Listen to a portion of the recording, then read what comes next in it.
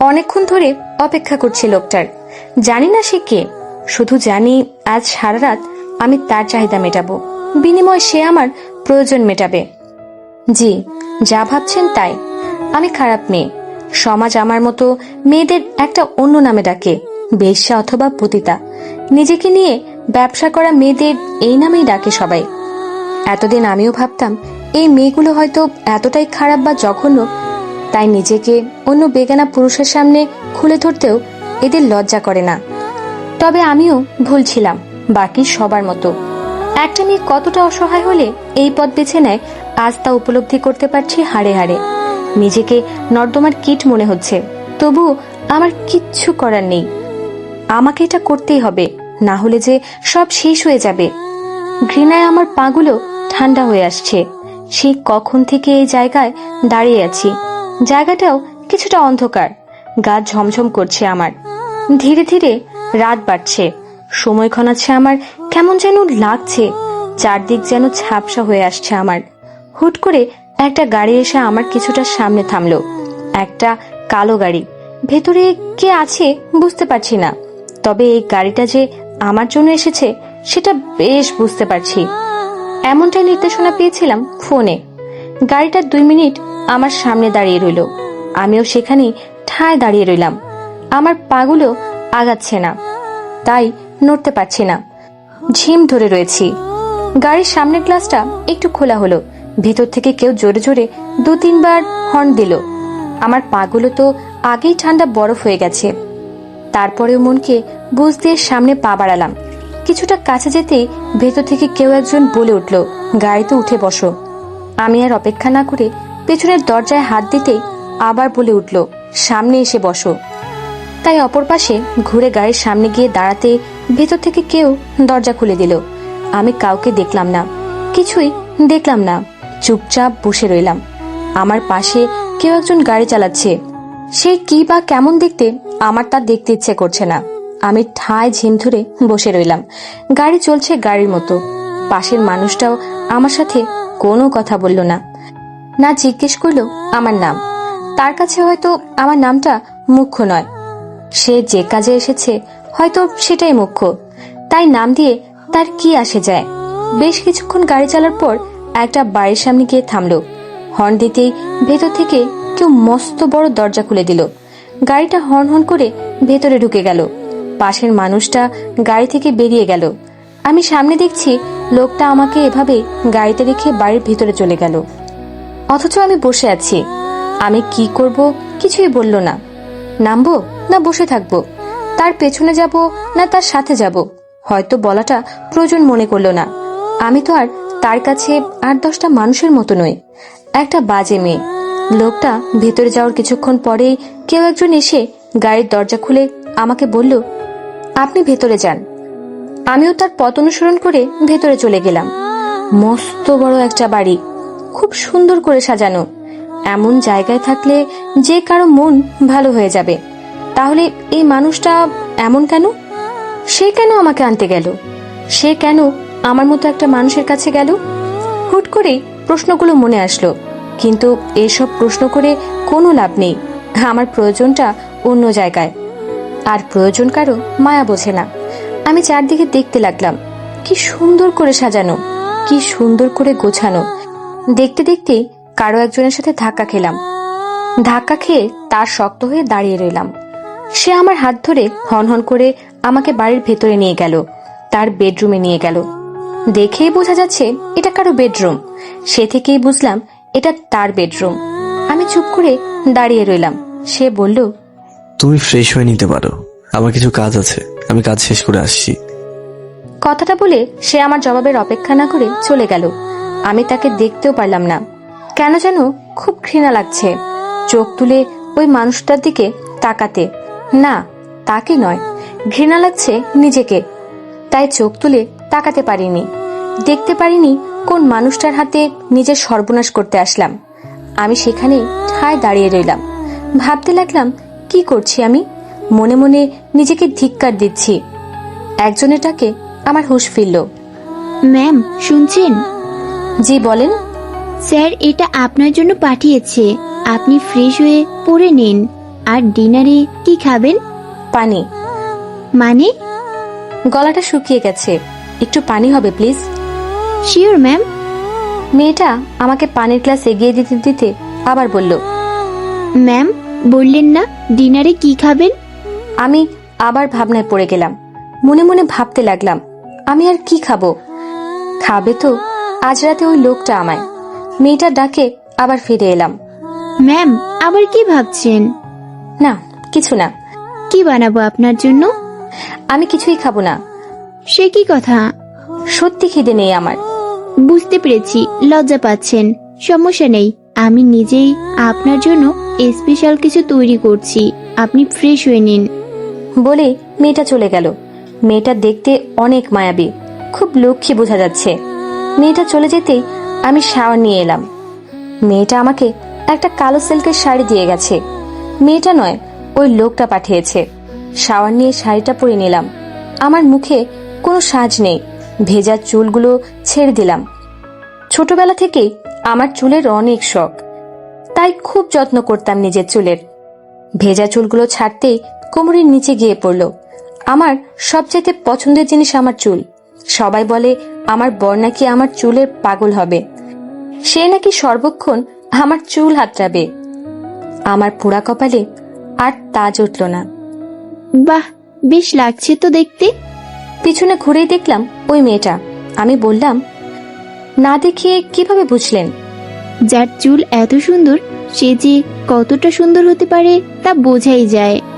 আমি সুন্দর? 1 minute please. মেয়েটা আমাকে 1 মিনিট বলে খাবারের ট্রলিটা রেখে কোথায় যেন চলে গেল। 1 মিনিট পরে আবার ফিরে এলো, মনে হয় দৌড়ে এসেছে। দেখি তো। আমি মেয়েটার দিকে তাকাতেই ও আমার কপালে কিছু একটা দিয়ে আমাকে পেছনে ঘুরিয়ে দাঁড় করালো। আয়নায় তাকাতেই দেখলাম মেয়েটা আমাকে ছোট্ট একটা টিপ পরিয়ে দিয়েছে, একটা ছোট্ট কালো টিপ। আমি মেয়েটার কাণ্ডে অবাক হয়ে গেলাম। কালো টিপ আমার খুব পছন্দ। এখন আপনাকে পূর্ণাঙ্গ লাগছে, যেন সৌন্দর্যের প্রতিমা। নাম কি তোমার? বাহ, খুব সুন্দর। মেয়েটা ওর নামের মতোই মিষ্টি, একদম টুনটুনি পাখির মতো। মেয়েটা আমার কাছে কিছুই জানতে চাইল না। আমি কেন এসেছি বা আমার নাম কি কিছুই জানতে চাইল না। টুনি আমার হাত ধরে আমাকে বসালো, আমাকে খাবার দিয়ে বলল, খান। তোমার স্যার খাবেন না? প্রশ্নটা করে নিজেই অবাক হয়ে গেলাম। কেন করলাম আমি এই প্রশ্নটা? হয়তো বেশ কিছুক্ষণ ধরে ওই লোকটার কথা ভাবছি, তাই নিজের অজান্তে প্রশ্নটা করে ফেলেছি। স্যারকে খাবার দিয়েই এসেছি। স্যারই বললেন আপনাকে যেন খুব যত্ন করে খাওয়াই। কথাটা শুনে মনে মনে তাচ্ছিল্যের হাসি দিলাম। ভাবলাম পশু হালাল করার আগে যেমন তাকে খাওয়ানো হয়, সেভাবে আমাকে হালাল করার আগে যত্ন করছেন লোকটা। মুখে আর কিছুই বললাম না। খান না, মাটন কারি স্যারের খুব পছন্দ, ভাবলাম আপনারও হয়তো ভালো লাগবে। টুনি আমাকে খুব যত্ন করে খাওয়ালো, অনেক কথা বলল। আমি কত সুন্দর সেটা বলল, নিজের কথা এইসবই বলল। আমার কাছে তেমন কিছু জানতে চায়নি। খাওয়া শেষ হতে টুনি বলল, চা খাবেন? আমি টুনির দিকে তাকিয়ে রইলাম। বুঝতে পেরেছি, স্যারেরও রাতে ডিনারের পর চা ছাড়া চলে না। আমি পাঠিয়ে দিচ্ছি, আপনি রেস্ট করেন, স্যার অল্প সময়ের মাঝেই চলে আসবেন। ওই লোকটার আসার কথা শুনে বুকের ভেতর যেন কেউ চেপে ধরল। টুনি চলে যাচ্ছে, আমি পেছন থেকে ডাকলাম, টুনি। জি বলেন। তোমার মনে হয় না আমি বাজে মেয়ে? না, আমার তা মনে হয় না। কথাটা বলেই টুনি আর কোনো প্রশ্ন বা কথার অপেক্ষা বা সুযোগ না দিয়ে চলে গেল। আমি কিছুক্ষণ বসে রইলাম। একজন এসে চা দিয়ে গেল। টুনি এলো না। আমি চা হাতে ভাবতে লাগলাম, টুনি কেন এলো না? তাহলে কি ওই প্রশ্নটা করায় টুনি কিছু মনে করেছে? টুনি কি জানে আমি কে বা কেন এসেছি? টুনি কি জানে ওই লোকটা আমায় কেন এনেছে? বারবার প্রশ্নগুলো আমায় তাড়া করছে। জানি আজকের রাতটা চলে গেলে কাল চলে যাওয়ার পর আর কখনো টুনি নামের এই মেয়েটার সাথে আমার দেখা হবে না, কখনো না। তাও মেয়েটার কথা আমাকে তাড়া করছে, আমাকে ভাবাচ্ছে। ভাবাবেই তো, আমিও তো মানুষ, আমারও তো মনুষ্যত্ব আছে। আমি তো কোনো বিবেকহীন পশু নই। শুধু আমার বাস্তবতাটা কেবল আমি জানি, অন্য কেউ নয়। চায়ের কাপে চুমুক দিতেই দক্ষিণা বাতাস এসে লাগলো। আমি চা হাতে বারান্দায় চলে এলাম। আমি মনে মনে গুনগুন করে গান গাইলাম। তোমার খোলা হাওয়া লাগিয়ে পালে, তোমার খোলা হাওয়া। কারো উপস্থিতি বুঝতে পেরে আমি থেমে গেলাম। পেছনে ঘুরতেই দেখি সেই লোকটা। আমি কখনো প্রেম করিনি। ভালোবাসা নামের অনুভূতিটার সাথে আমার কোনো সম্পর্ক নেই, নেই কোনো পরিচিতি।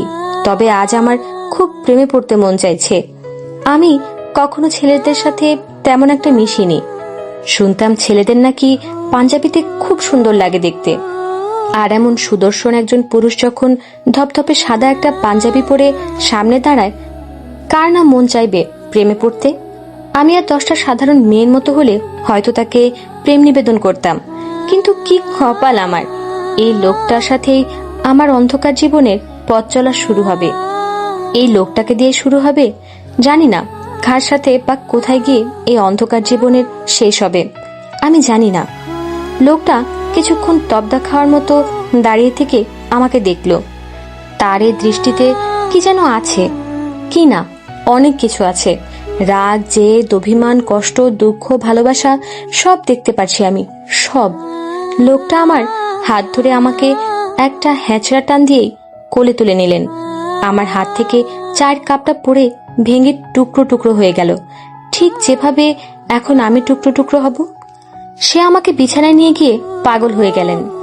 পাগলের মতো আমার শরীর আঁচল সরিয়ে দিয়ে যেন এক নেশায় মেতে উঠলেন সে। এক পাগল করা নেশায় মেতেছে সে। আমি পারছি না তাকে বাধা দিতে, কারণ আমাকে যে পারতেই হবে। তাহলেই না বিনিময়ে আমার প্রয়োজনটা মিটবে। প্রচন্ড কষ্ট হচ্ছে আমার, প্রচন্ড। মনে হচ্ছে শরীরের প্রতিটা হাড় মটমট করে কেউ ভেঙে দিচ্ছে।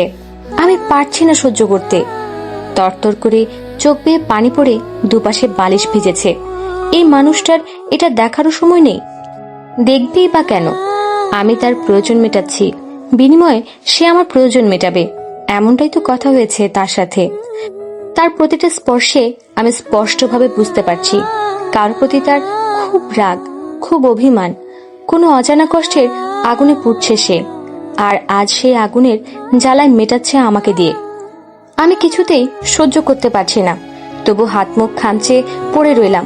প্রচন্ড ব্যথা, অসহ্য কষ্ট সহ্য করতে না পেরে কখন যেন জ্ঞান হারিয়ে ফেললাম, নিজেও জানি না।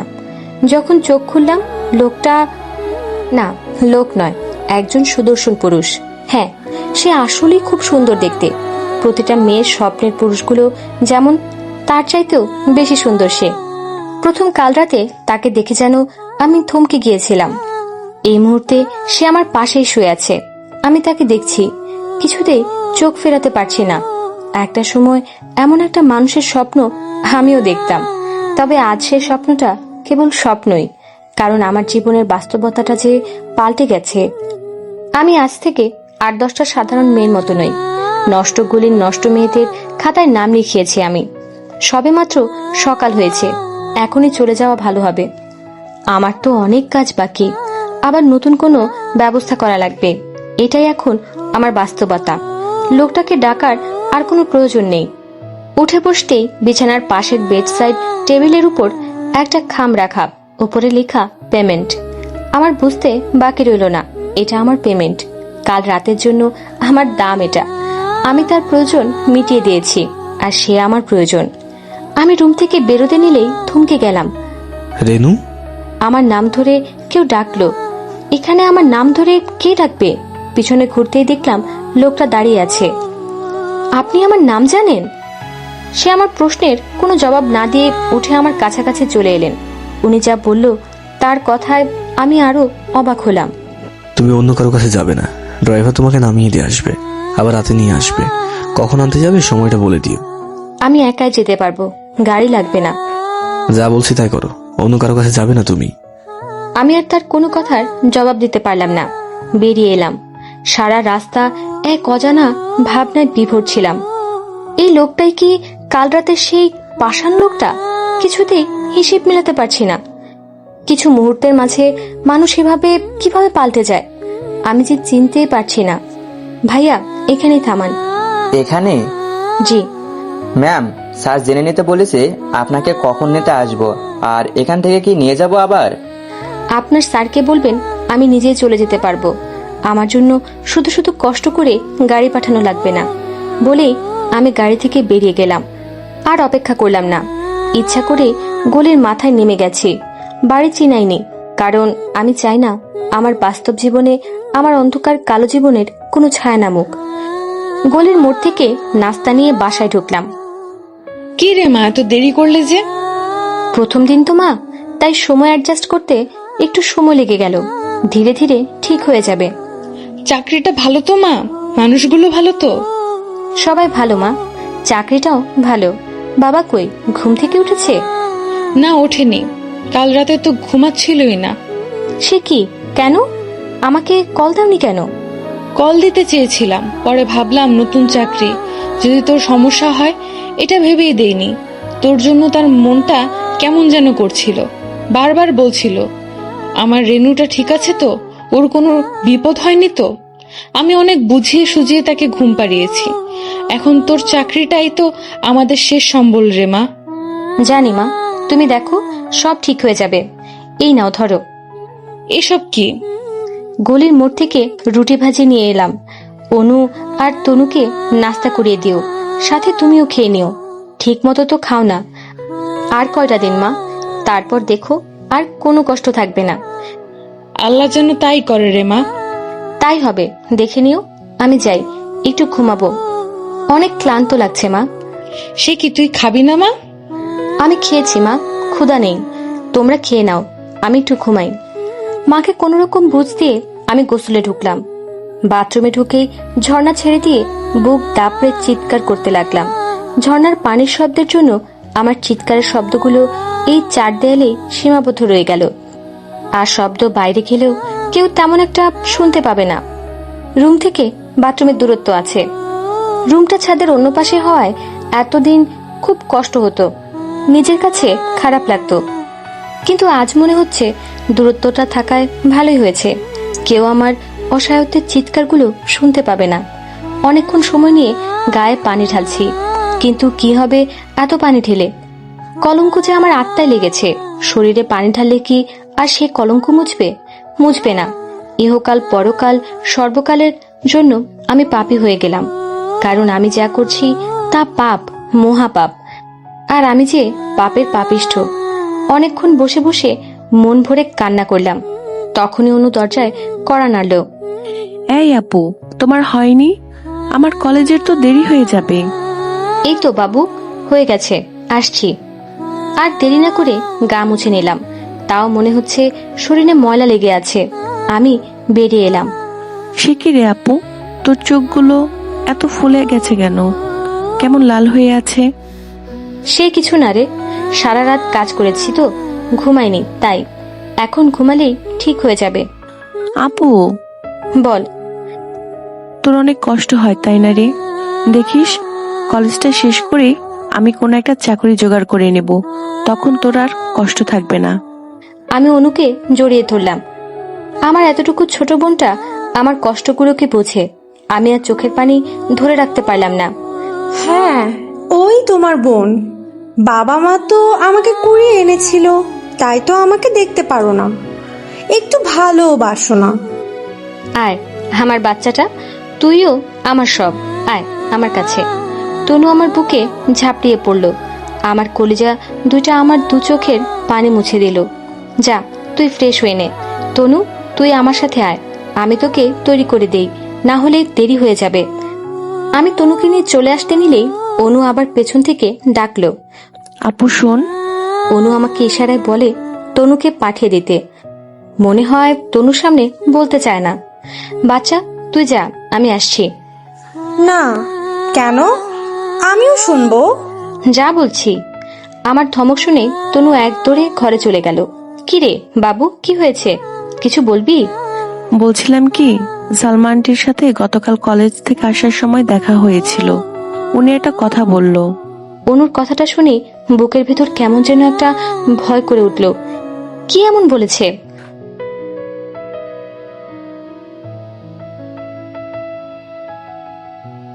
আমাদের প্রেমের কথা চ্যানেলটির সকল প্রকারের পাঠ গল্প দেখতে আমাদের চ্যানেলটি সাবস্ক্রাইব করে পাশে থাকা বেল আইকনে ক্লিক করুন। অনুর কথাটা শুনে বুকের ভিতর কেমন যেন একটা ভয় করে উঠল। কি এমন বলেছে?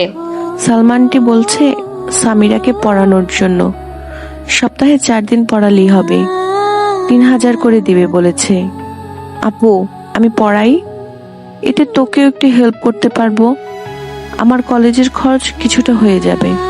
আপু প্লিজ না করিস না, আমি আম্মুকেও বলিনি, তুই অনুমতি দিলেই বলবো ভেবেছি। আমি অনুর দিকে তাকিয়ে রইলাম। আমার ছোট্ট বোনটা আমাকে হেল্প করার জন্য কত চেষ্টা করছে, কিভাবে ওকে না করি? অনু আমাকে ঝাঁকি দিয়ে বলল, এই আপু বল না। আমি অনুর কপালে একটা চুমু দিয়ে বললাম, পড়া আমি মাকে বলে দেব, মা যেন আপত্তি না করে। অনু খুশিতে আমাকে জড়িয়ে ধরল। Thank you thank you thank you so much আপু। আমার বুক ফেটে আবার চিৎকার আসছে। এখনো মনে আছে আমার, আমি যখন কলেজে ভর্তি হলাম, পাশের ফ্ল্যাটের সানোয়ারা আন্টি আমাকে বলেছিল ওনার ছেলে তামিমকে পড়ানোর জন্য। তামিম আমার ফ্যান ছিল রীতিমতো, বেশি সময় আমাদের বাসায় থাকতো। আর রেনু আপু বলতে বলতে অস্থির ছিল ছেলেটা। আমি অনেক খুশি হয়েছিলাম আমি কাউকে পড়াবো। ছেলেবেলা থেকে পড়ালেখায় ভালো ছিলাম, আমার যোগ্যতার জন্য আন্টি আমাকে বলেছিল পড়াতে। আর তামিম আমার কথাও শুনতো। যখন বাবাকে বললাম, বাবা যেন আকাশ থেকে পড়লো, বলল কোনো দরকার নেই, পড়ার ক্ষতি হবে। বাবা না করায় আমার অনেক মন খারাপ হয়ে যায়। 2 দিন বাবার সাথে কথা বলিনি। তারপর যখন মাকে ডাকতে মা বাবার রুমে গেলাম, তখন দরজার এপাশে দাঁড়িয়ে বাবার কথাগুলো শুনেই নিজের মাঝে অপরাধ বোধ কাজ করছিল।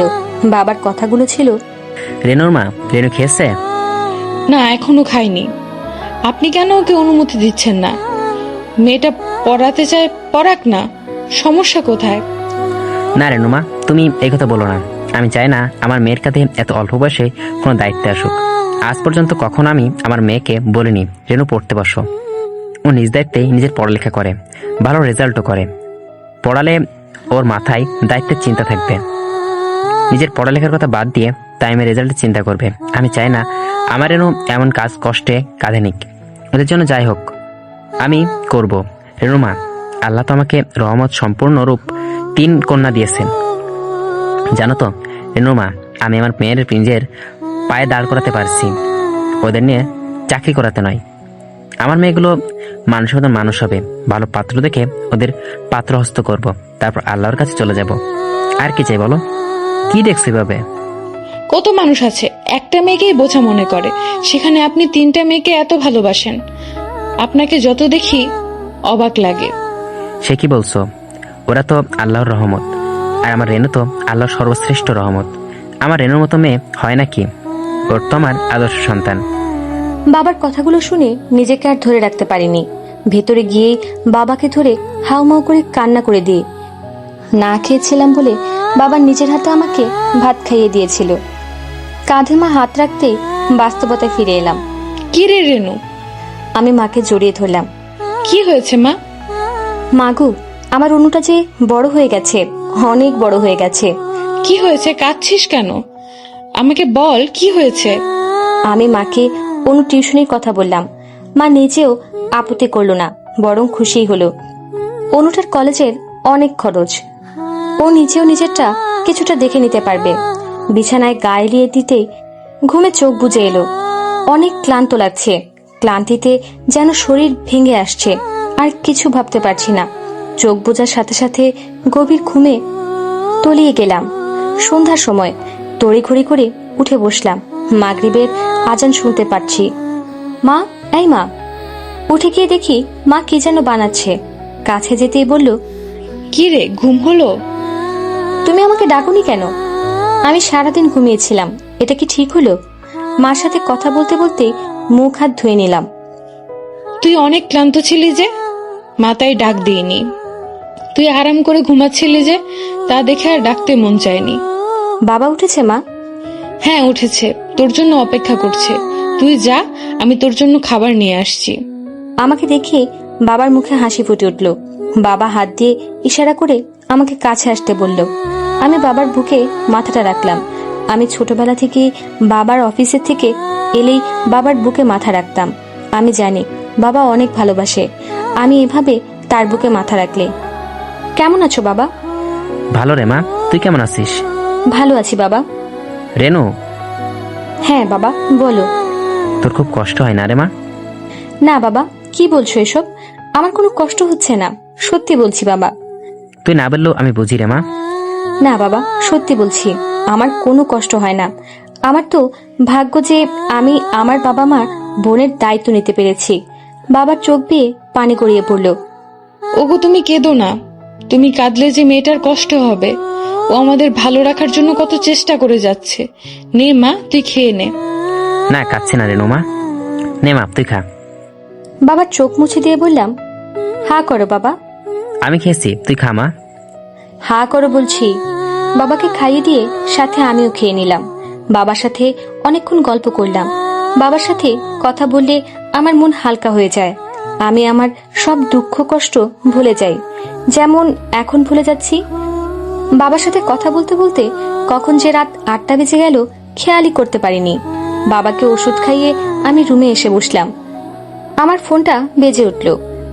কানে ধরতে ওপাশ থেকে কিছু কথা বলল। আমি চুপচাপ শুনে গেলাম। হুহা কিছুই বললাম না। কথা শুনে ফোনটা রেখে দিলাম।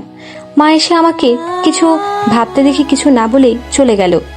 আবার কিছুক্ষণ পর এলো। আবার কিছু না বলেই চলে যেতে নিলেই আমি মাকে ডাকলাম, মা। হ্যাঁ, এদিকে আসো। মা কাছে আসতে মার হাত ধরে মাকে পাশে বসালাম। কিছু বলবা মা? না মানে? মা, আমার কাছে সংকোচ করছো? বলো না, কি বলবে?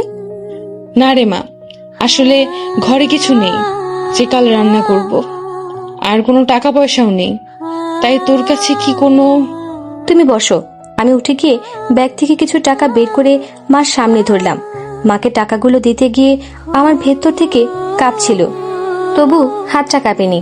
আমি কাঁপতে দেইনি, না হলে যে আমার মা আন্দাজ করে ফেলবে তার মেয়ের কষ্টগুলো। আমাকে যে এখন শক্ত থাকতে হবে। টাকাগুলো দেখে মা অবাক হয়ে আমার দিকে তাকায়। আমি মার হাতে টাকাগুলো গুজে দিলাম। মা গুনে দেখলো 5,000 টাকা। এত টাকা কোথায় পেলি তুই? ধার করেছি মা, বেতন পেলে দিয়ে দিব বলেছি। তুমি চিন্তা করো না, আমি সব সামলে নেব। মা আমার কপালে একটা চুমু এঁকে দিল। আমি তোর জন্য খাবার রেডি করে রেখেছি, নিয়ে যাবে। না মা, লাগবে না, অফিস থেকে খাওয়ায়। মা চলে যেতেই আমি আবার ভাবনায় ডুবে গেলাম। আমার অন্ধকার জীবন আমার জন্য অপেক্ষা করছে। আমাকে যেতে হবে আবার সেই অন্ধকার গলির অন্ধকার জগতে, আবার নিজেকে অন্ধকারের সাথে মিলিয়ে দিতে। সময় ঘনিয়ে আসছে। আমি রেডি হয়ে বের হয়ে গেলাম। আমার মুখে তেমন কোনো সাজই নেই, নেই কোনো বেশভূষা। আমি বেরিয়ে পড়লাম আবার সেই অন্ধকার জীবনের অন্ধকার গলিতে। আবার অপেক্ষা করছি। বারবার কানে সেই কথাটাই বাজতে লাগলো। লোকটা বলেছিল, তুমি অন্য কারো কাছে যাবে না। এই কথাটা কেন বললো? কেন বললো এমন কথা? দাঁড়িয়ে দাঁড়িয়ে এটাই ভাবছি। সেই 8টা থেকে দাঁড়িয়ে এখন ঘড়ির কাঁটা 9:30। গতকাল এক অজানা সর্বনাশের ভয় কাজ করছিল। তবে আর জানি না কেন ওই কথাটাই মনে পড়ছে। অন্য কেউ আসবে ভাবতেই নিজেকে আরো বেশি ঘৃণা লাগছে। কিন্তু আমার তো কিছুই করার নেই। কেউ লুটে খাওয়ার চাইতে আমি না হয় নিজেই বিলিয়ে দেই। এতে অন্তত নিজেকে শেষ করে নিজের পরিবারটাকে বাঁচাতে পারবো। আমার কষ্টগুলো না হয় আমার মাঝে সীমাবদ্ধ থাক। কাউকে না হয় নিজের কষ্টের ভাগটা নাই দিলাম। এক অজানা মানুষের ডাকে হোশ ফিরল আমার। আপনি কি রেনু? হ্যাঁ। আমার কথাই বলেছে আপনাকে, চলুন। আমি কিছুক্ষণ লোকটার দিকে তাকিয়ে রইলাম। লোকটা আমার হাত ধরে আমাকে টেনে সামনের দিকে নিয়ে যেতে থাকলো। এমন সময় হুট করেই আমার সামনে একটা গাড়ি এসে ব্রেক করলো। আমি চমকে উঠলাম। লোকটা আমার হাত ছেড়ে দিল। পাশে তাকাতেই যেন আমি বিস্ময় খেলাম। ওই লোকটা আসছে। তাকে দেখে মনে হচ্ছে সে অনেক রেগে আছে।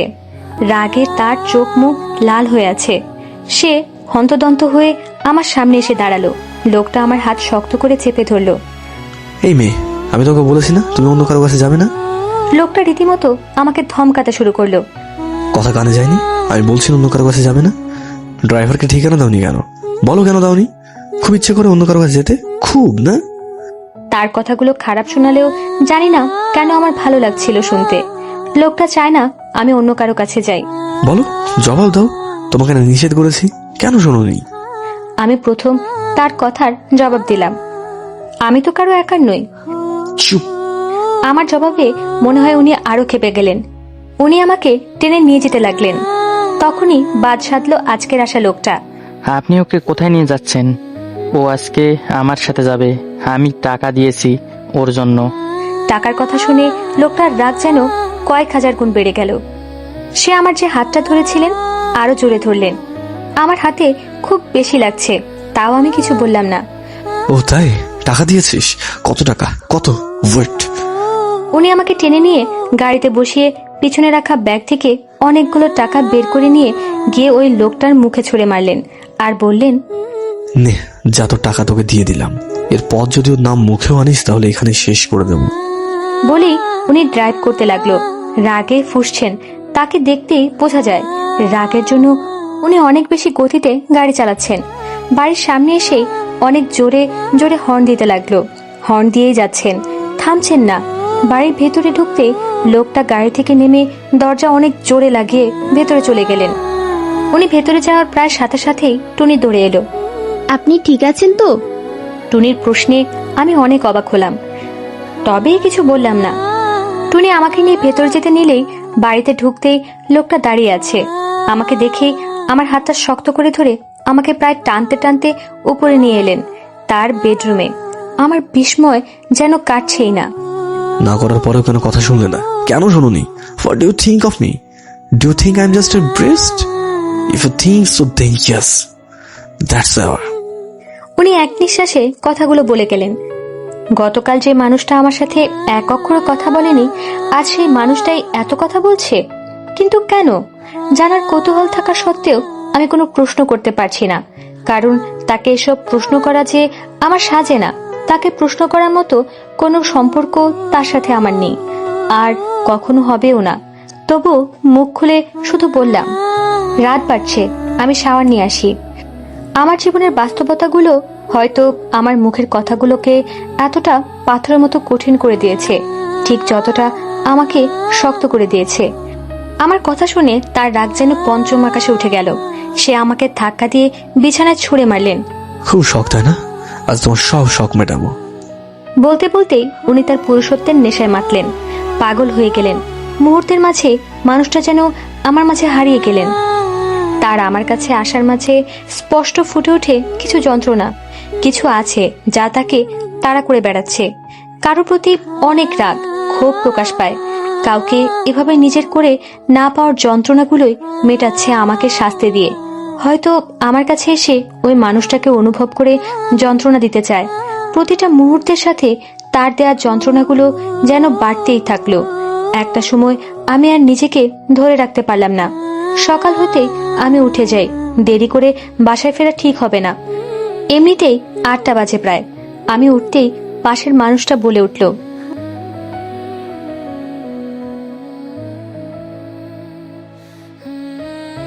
আমাদের প্রেমের কথা চ্যানেলটির সকল প্রকারের পাঠ গল্প দেখতে আমাদের চ্যানেলটি সাবস্ক্রাইব করে পাশে থাকা বেল আইকনে ক্লিক করুন। সকাল হতেই আমি উঠে যাই। দেরি করে বাসায় ফেরা ঠিক হবে না। এমনিতেই 8টা বাজে প্রায়। আমি উঠতেই পাশের মানুষটা বলে উঠল, গুড মর্নিং। তার এভাবে গুড মর্নিং বলায় অবাক হলাম আমি। তবে মনে মনে হাসলাম, আমার জন্য আবার গুড মর্নিং। আমি তার সাথে তেমন একটা কথা বলি না। জানি না কেন বলার প্রয়োজন মনে হচ্ছে না। তার সাথে তো আমার কথার সম্পর্ক নয়, হয়তো তাই একটা জড়তা কাজ করছে। কারণ এই মানুষটাই পৃথিবীতে একজন যে আমার জীবনের কালো অধ্যায়ের সাথে সংযুক্ত। তাই পারি না তার সাথে কথা বলতে। তবে একটা সময় আমি অনেক কথা বলতাম। তাই তো বাবা শখ করে আমার নাম দিয়েছিল শখের তোতা পাখি। আমি আমার বাবার শখের তোতা পাখি, কারণ আমি কথা বলতে অনেক ভালোবাসি। অনেক কথা বলি আমি। না, ভুল বললাম, অনেক কথা বলতাম।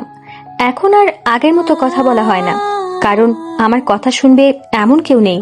সবাই চায় দেহটাকে, কথা শুনতে কেউ চায় না। এটাই বাস্তবতা। চলো, আমি তোমাকে নামিয়ে দিয়ে আসবো। প্রয়োজন নেই, আমি একাই চলে যেতে পারবো। উনি আমার খানিকটা কাছাকাছি এসে বললেন, একদম রাগাবানা বলে দিচ্ছি। বলেই সে বেরিয়ে গেল। খানিকক্ষণ পর আমিও নেমে এলাম। আমাকে নামতে দেখে টুনি আমার কাছে ছুটে এলো। স্যার গাড়িতে আপনার জন্য অপেক্ষা করছেন। টুনি আমাকে গাড়ি পর্যন্ত এগিয়ে দিল। গাড়িতে উঠে বসতেই সে ড্রাইভিং শুরু করলো। আজকেও গলির মোড়ে আসতেই আমি থামতে বললাম, এখানে? হ্যাঁ, বাকিটা আমি নিজে যেতে পারবো। আর একটু এগিয়ে দিই? না, আমার অন্ধকার জীবনের সীমানা এ পর্যন্তই, এরপর যাওয়া অনুমতি নেই। সে আমার কথা শুনে আর কিছুই বললেন না। আমি বেরিয়ে সামনে হাঁটা শুরু করলাম। বারবার মনে হচ্ছিল একবার পিছনে ফিরে তাকাই, কিন্তু না, ওই জীবনের কোনো মায়া থাকতে নেই। হুট করে পেছন থেকে কে ডাকলো, রেনু। আমি তার এক ডাকেই পিছনে ফিরে তাকালাম। আমি অয়ন চৌধুরী। প্রথম আমি তার নাম শুনলাম, তবে আমি কিছুই বললাম না। আবার ঘুরে বাসায় চলে এলাম। এত ক্লান্ত লাগছে, প্রতিটা সিঁড়ি উপরে উঠতে অনেক বেশি কষ্ট হচ্ছিল।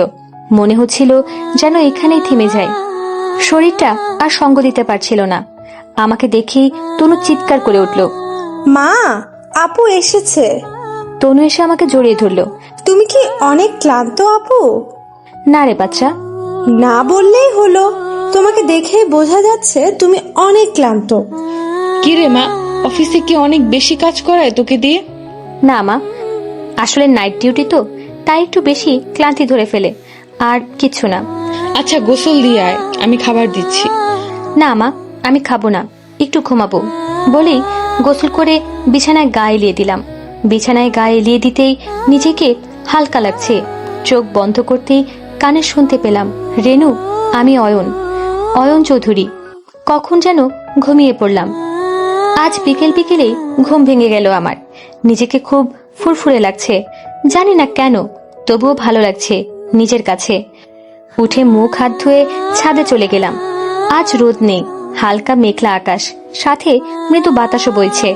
আমি চুলগুলো ছেড়ে ছাদের রেলিংটা ঘেঁষে দাঁড়ালাম।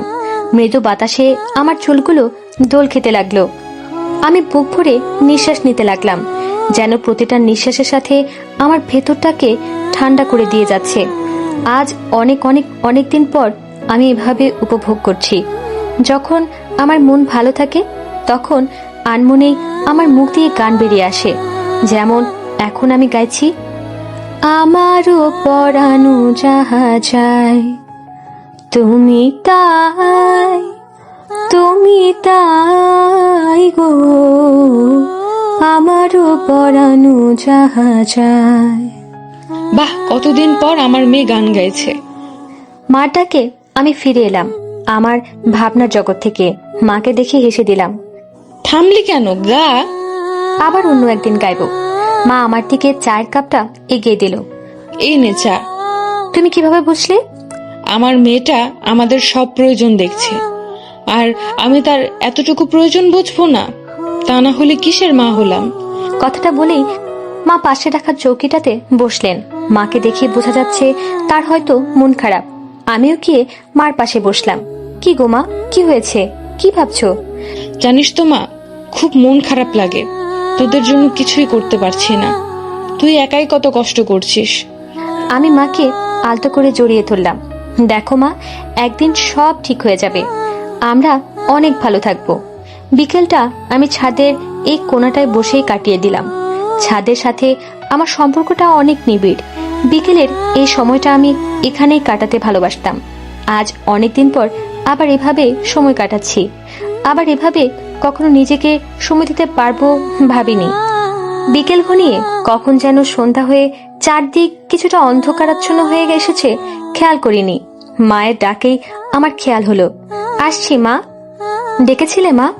সন্ধ্যা হয়ে গেছে, খাওয়া লাগবে না তোর? খাবো তো। কখন খাবি শুনি? তুমি যখন দিবে তখনই, বলে হেসে দিলাম।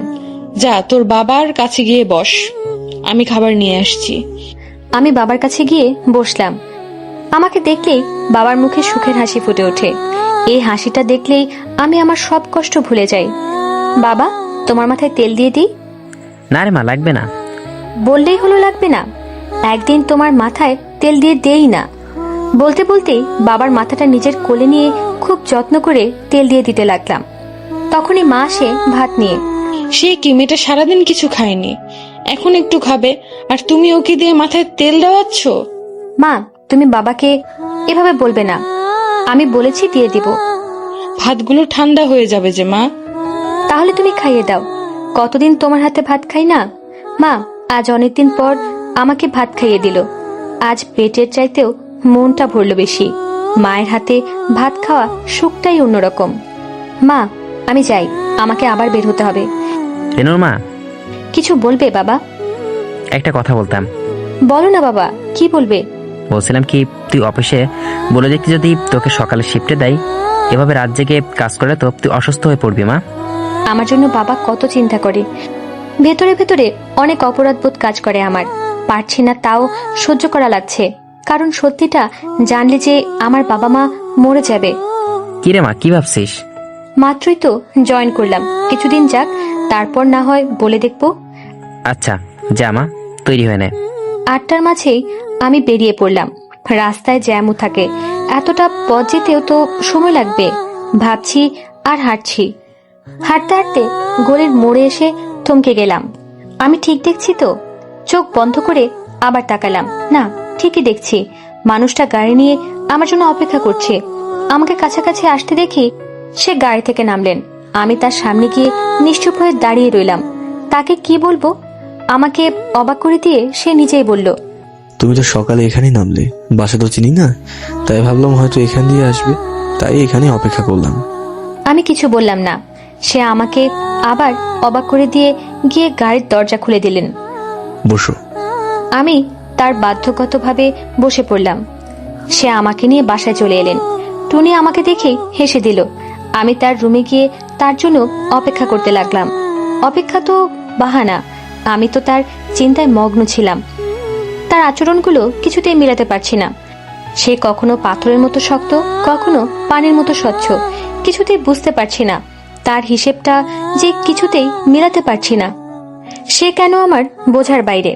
কেন পারছি না আমি তাকে বুঝতে? তখনই সে আসলো, তার সাথে আরো দুজন। দেখে বোঝা যাচ্ছে তারা সার্ভেন্ট। এই ব্যাগটা আর বাকি জিনিসগুলো নিয়ে গাড়িতে রেখে দাও। তারা ব্যাগ আর বাকি জিনিস নিয়ে চলে গেল। মানুষটা আমার সামনে এসে দাঁড়ালো। আমি চোখ তুলে তার দিকে তাকালাম। তার চাহনিতে কি যেন আছে। আমি হারিয়ে যাচ্ছিলাম। আমি বিজনেসের কাজে দেশের বাইরে যাচ্ছি, ফিরতে বেশ কিছুদিন সময় লাগবে। আর আমি না ফেরা পর্যন্ত তুমি এখানে থাকবে, অন্য কারো কাছে যাবে না বলে দিলাম। ড্রাইভার তোমাকে নিয়ে আসবে, আবার সকালে দিয়ে আসবে। কথা যদি এদিক সেদিক হয় তাহলে সেখানেই শেষ করে দেবো। কথাটা মনে থাকবে তো? আমি মুখে কিছু বললাম না, শুধু মাথা ঝাঁকিয়ে সায় দিলাম, মনে থাকবে। এটা রাখো, এখানে যা আছে তা দিয়ে আমি আসা পর্যন্ত তোমার চলতে কোনো সমস্যা হবে না। আর যতদিন আমি না আসবো, প্রয়োজনে প্রতিদিন তুমি রাতে এখানেই থাকবে। আমি ফোন দিয়ে খবর নেব, কথা যেন নড়চড় না হয়। আমি আসি, সাবধানে থেকো। আমি দাঁড়ানো থেকে বিছানায় বসে পড়লাম। সে আমাকে কথাগুলো বলেই বেরিয়ে যেতে নিয়ে আবার ফিরে এলেন। হুট করে আমাকে আমার একদম কাছাকাছি চলে এলেন। মাথা নিচু করে আমার কপালে আলতো করে একটা চুমু এঁকে দিলেন আর বললেন, নিজের খেয়াল রেখো। বলেই একটা হাসি দিয়ে সে বেরিয়ে গেলেন। আমি তার যাওয়ার দিকে তাকিয়ে রইলাম। কি হলো আমি কিছুই বুঝতে পারছিলাম না। নিজের অজান্তেই আমার হাতটা কপালে চলে গেল। সে আমার কপালে ভালোবাসার পরশ এঁকে দিলেন।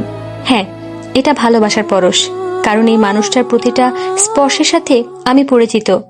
তার এই স্পর্শে কোনো রাগ ছিল না, কোনো ক্ষোভ ছিল না, শুধু ছিল ভালোবাসা। তাই এটাকে ভালোবাসার পরশ বলে। আমি ভূত দেখার মতো বসে রইলাম। বেশ কিছুক্ষণ পর এক কাপ চা হাতে টুনি এলো। আপনার চা। এতক্ষণ কোথায় ছিলে? স্যারের স্টাডি রুম গোছাচ্ছিলাম। সারাদিন কাজ করেছেন তো, তাই এলোমেলো হয়েছিল। স্যার প্রতিবারই কোনো বিজনেস ট্যুরে যাওয়ার আগে এমনটা হয়। টুনি, একটা কথা জিজ্ঞেস করি? জি বলেন। তোমার স্যার অনেক বড় লোক, তাই না? কি হবে, এত টাকা দিয়ে বলেন? মানুষটাকে ভালোবাসারই তো কেউ নেই। ভালোবাসার বিনিময়ে শুধু পেয়েছে বিশ্বাসঘাতকতা। এত টাকার কি মূল্য? আমি স্পষ্ট দেখলাম কথাগুলো বলতেই টুনি চোখ ছলছল করছিল। তাই প্রসঙ্গ পাল্টে দিলাম। আর কিছু জানতে চাইলাম না।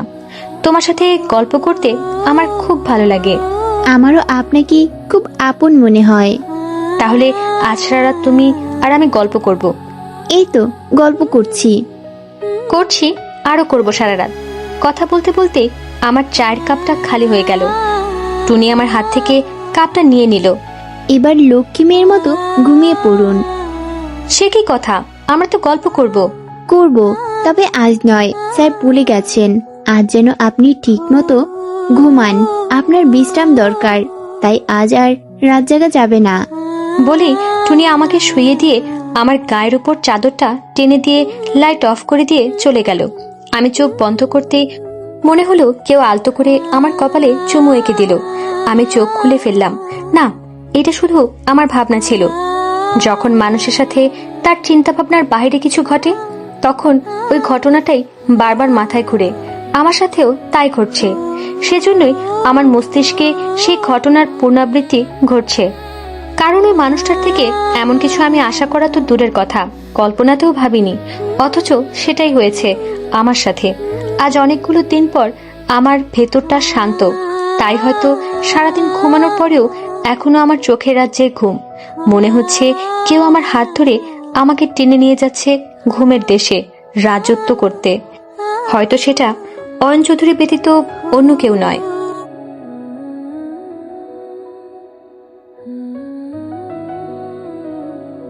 আমাদের প্রেমের কথা চ্যানেলটির সকল প্রকারের পাঠ গল্প দেখতে আমাদের চ্যানেলটি সাবস্ক্রাইব করে পাশে থাকা বেল আইকনে ক্লিক করুন। মনে হচ্ছে কেউ আমার হাত ধরে আমাকে টেনে নিয়ে যাচ্ছে ঘুমের দেশে রাজত্ব করতে। হয়তো সেটা অয়ন চৌধুরী ব্যতীত অন্য কেউ নয়। আজ অনেকদিন পর খুব সুন্দর একটা সকাল হলো। কোনো দুশ্চিন্তা ছাড়াই আমার সকাল হলো। এটাকেই বলে প্রকৃত সকাল। আমি বারান্দায় দাঁড়িয়ে সকাল হওয়া দেখছিলাম।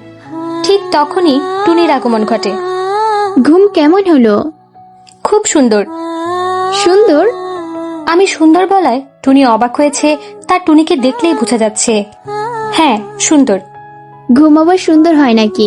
ঘুম হয়তো ভালো হয়, নয়তো খারাপ হয়। হয় টুনিমুনি, ঘুমও সুন্দর হয়। টুনি আমার কথা শুনে অবাক হচ্ছে। কিছু কিছু অনুভূতি চাইলেও কারো সাথে ভাগ করা যায় না, তাই আমিও এই অনুভূতিটা টুনির সাথে শেয়ার করতে পারছি না। তবু আমার ভালো লাগছে, এক অন্যরকম ভালো লাগা কাজ করছে। আপনি চা শেষ করেন, আমি আপনার নাস্তার ব্যবস্থা করি। প্রয়োজন নেই, আমি বাসায় গিয়ে মার সাথে খাবো। আমি না যাওয়া পর্যন্ত মা কিচ্ছু খায় না। কিন্তু স্যার তো। তোমার স্যারকে বলো আমি খেয়েছি। তাহলে আমি ড্রাইভারকে বলছি গাড়ি বের করতে, আপনি রেডি হয়ে নিন। আমি আর টুনিকে বাধা দিলাম না, কারণ টুনিকে বললেও শুনবে না, আর ওর স্যারের নির্দেশ ও অমান্য করবে না। তাই বাধ্য মেয়ের মতো টুনির কথা মতোই গাড়িতে করে ফিরলাম। তবে এর গণ্ডি গলির মোড় পর্যন্তই, এর পরে যাওয়ার অনুমতি নেই। ইদানিং প্রতিদিনই সকালের নাস্তা নিয়েই বাসায় ফিরি। মা অনেক খুশি হয় যখন আমার হাতে কিছু দেখে। কিরে, আজ তুই খাবার নিয়ে এসেছি? হ্যাঁ অনুতনু, তোমার আর বাবার জন্য। তোকে না নিষেধ করলাম? সব নিষেধ শুনতে হয় না মা। আজকে নাস্তার জন্য কি বানিয়েছো মা? কিছুই না, তুই নাস্তার জন্য প্রতিদিনই তো কিছু না কিছু নিয়ে আসিস, তাই তো কিছু বানাইনি। দেখলে তো, তাহলে আজ যদি আমি খালি হাতে আসতাম তাহলে আমার অনু আর তনু কি খেয়ে যেত? সে আমি কিছু একটা বানিয়ে দিতাম। তুমি তো রান্না করোই, একবেলা না হয় না করলে। সেই তো ডাল ভাত ছাড়া তেমন কিছুই করতে পারি না। কতদিন ধরে তোদের ভালো মন্দ কিছু রান্না করে খাওয়াতেও পারি। কথাটা বলতেই একটা চাপা নিঃশ্বাস বেরিয়ে এলো মার। মার চোখগুলো ছলছল করছিল। মার কষ্টটা বুঝতে পারছিলাম। আমার সাধ্যের বাইরে তো আমিও কিছু করতে পারছিলাম না। আর একসাথে মাকে এত টাকা দিলে যে মাও সন্দেহ করবে। না পারছি পরিবারের কষ্ট দেখতে, না পারছি কিছু করতে। সংসারের মেয়েগুলো এত অসহায় কেন হয়? কেন মেয়েগুলোর ইচ্ছে থাকা সত্ত্বেও তারা নিজের পরিবারের জন্য কিছু করতে পারে না? গত রাতে খুব ভালো ঘুম হয়েছে, তাই আজ আর ঘুমালাম না। মাকে ঘরের কাজে হেল্প করলাম। মা তো আমাকে কিছু করতেই দিবে না, তাই টুকটাক এটা ওটা করতে লাগলাম। ঘর গুছাতে গুছাতেই ফ্রিজটা খুললাম, দেখি পরিষ্কার করা লাগবে কিনা। ফ্রিজটা খুলতেই বুকের ভেতরটা ধূপ করে উঠল। আমি আমার এতটা বয়সে কখনো দেখিনি আমার ফ্রিজ খালি। আমার মার ফ্রিজ সব সময় ভরা থাকতো। এই খালি ফ্রিজটা দেখে আমার এত কষ্ট হচ্ছে, তাহলে আমার মার না জানি কত কষ্ট হয়। ঘর গোছানো শেষ করে কাপড় পাল্টে নিলাম। চুলগুলো মাথায় তুলে হাত খোপা করতে করতে মাকে ডাকতে শুরু করলাম। মা, ও মা, কোথায় তুমি? কি রে, চেঁচাচ্ছিস কেন? বাজারের ব্যাগটা দাও তো। বাজারের ব্যাগ দিয়ে তুই কি করবি? কি করব মানে? বাজার করব। বাজারের ব্যাগ দিয়ে মানুষ কি করে? তুই করবি বাজার? হ্যাঁ, বাজার করব। দাও, এখন বাজারের ব্যাগটা এনে দাও। মাকে অবাক করে দিয়ে আমি বাজারের ব্যাগটা নিয়ে বেরিয়ে পড়লাম। জীবনে কোনো দিন বাজার করিনি, আজ প্রথম বাজারে যাচ্ছি। আমি ছোটবেলা থেকে দরদামে খুব পাকা, বাবার থেকেই শিখেছি। ব্যাগ ভর্তি বাজার করে বাসায় ফিরলাম। আজ মনটাও ফুরফুরা লাগছে।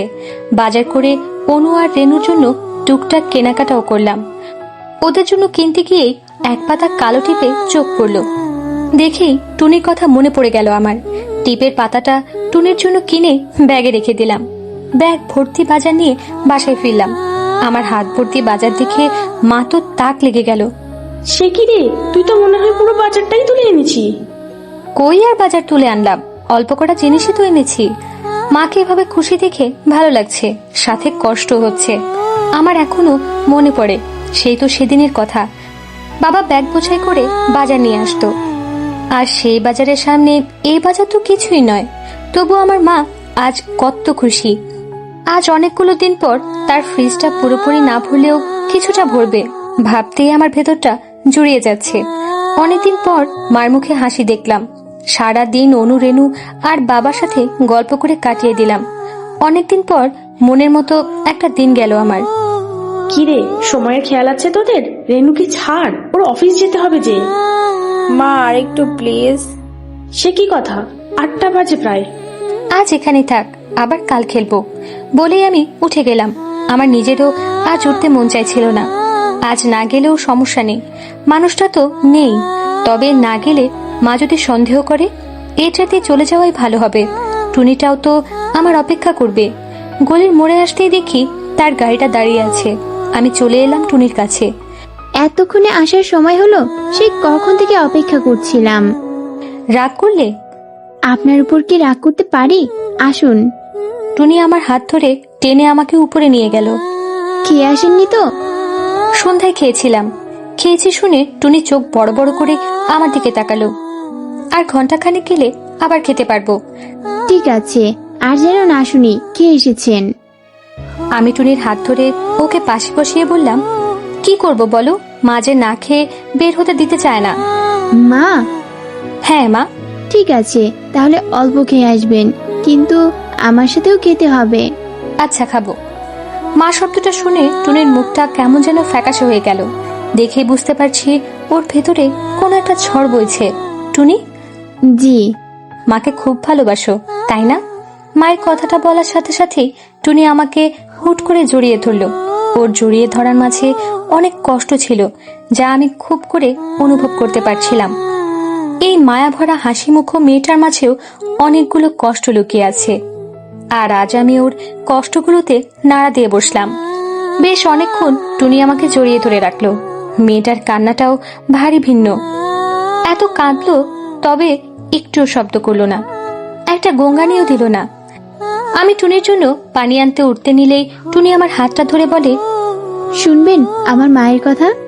আমি টুনির মাথায় হাত রেখে বললাম, হ্যাঁ শুনবো, সব শুনবো বলেই টুনির হাত থেকে হাতটা ছাড়িয়ে ওর জন্য পানি ঢেলে এনে দিলাম। আগে পানিটা খাও। কষ্টে মেয়েটার মুখ দিয়ে পানিও যাচ্ছে না। এক ঢোক পানি খেয়ে টুনি আমার দিকে চোখ তুলে তাকায়। কি মায়া সেই চাহনিতে। জানেন, আমার মা না দেখতে আপনার মতো ছিল। আমি আপনার মাঝে আমার মাকে দেখতে পাই। ও আমার মাঝেও ওর মাকে দেখতে পায়। কথাটা শুনে আমার বুকের ভেতরটা কেমন করে উঠল। টুনিটা আমার অনুর বয়সী, তাই এখন টুনির মাঝে আমি আমার অনুকেই দেখতে পাচ্ছি। টুনি বলতে শুরু করলো, আমার মার বাবা আমার মাকে খুব অল্প বয়সে বিয়ে দিয়ে দেয়। আমার মা না অনেক রূপবতী ছিল না, তবে মায়াবতী ছিল।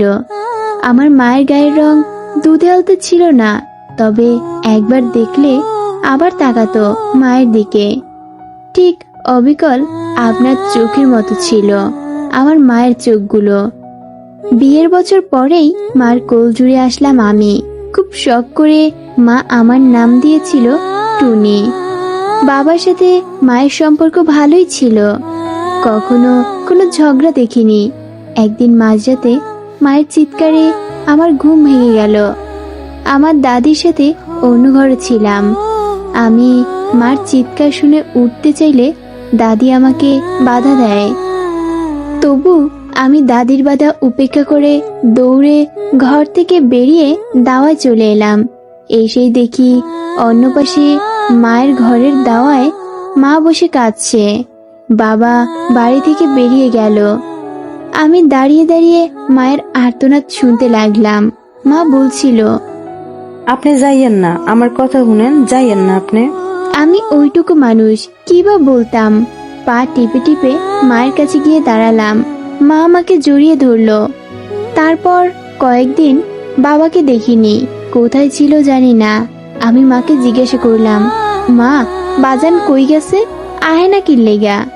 আমার পরানটা বাজানের লেগা কেমন কেমন করে মা। মা আমাকে জড়িয়ে ধরে শুধু কাঁদে। জানি না রে মা, তোর বাপে কই গেছে। আমার কপাল পুড়ছে রে মা, আমার কপাল পুড়ছে। ওই সময় বুঝিনি কপাল পোড়া জিনিসটা কি। তখন বুঝিনি আমার মার কপাল কিভাবে পুড়লো।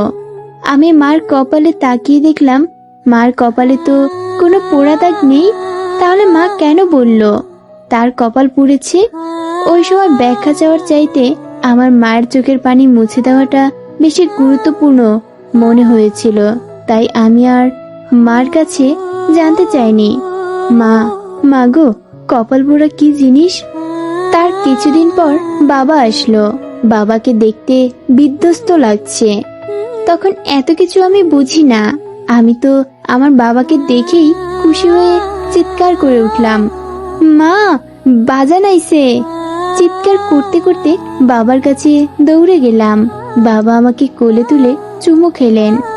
মা কলপারে পানি তুলছিলেন। কলস ফেলে মাও দৌড়ে এসে দাওয়ায় দাঁড়ায়। বাবা কাছাকাছি আসতেই বলে উঠলেন, আপনি আইছেন? আহারে, চোখ মুখ খান হুগাই গেছে। আপনি কলপারে যান, আমি আপনার লেগে গামছা লইয়া আহি। গোসল দিয়া গরম ভাত খাইবেন। তারপরের কয়টা দিন বাবাকে মায়ের সাথে কোনো খারাপ ব্যবহার করতে দেখিনি, আর ঝগড়াও করতে দেখিনি। তারপর একদিন, মফিজ মিয়া বাড়ি আসনি? ও মফিজ মিয়া বাড়ি আসনি? কে ডারে ডাকে? আরে মিয়া, আমি জব্বার আলী। আরে জব্বার মিয়া যে, আহো মিয়া বাড়ির ভিতরে আহো। ও টুনির মা কই গেলা? জব্বার মিয়ার লাইগা দানা পানির ব্যবস্থা করো। না না, দানা পানি অন্যদিন হইব। আজকে একটা দরকারি কামে আইছি। কি কাম কও মিয়া? জব্বার আলী ফিস ফিস করে বাবাকে বলল। একদল বড় পার্টি আইছে। কথাটা বলেই তারা একে অপরের মুখ চাওয়াচাওয়ি করে। আমি পাশেই দাঁড়িয়েছিলাম। এদিক আহো। জব্বার কাকা বাবাকে সাইডে নিয়ে গিয়ে কি যেন বলল। বাবা তাকে বিদায় করে দিয়ে তড়িঘড়ি করে ঘরে গেলেন। ও টুনির মা ট্যারাঙ্কের চাবিটা দাও তো। বাবার যেন তর সইছিল না। মা রান্নায় ব্যস্ত ছিল। বাবা তাড়াহুড়ো করে বেরিয়ে আসে।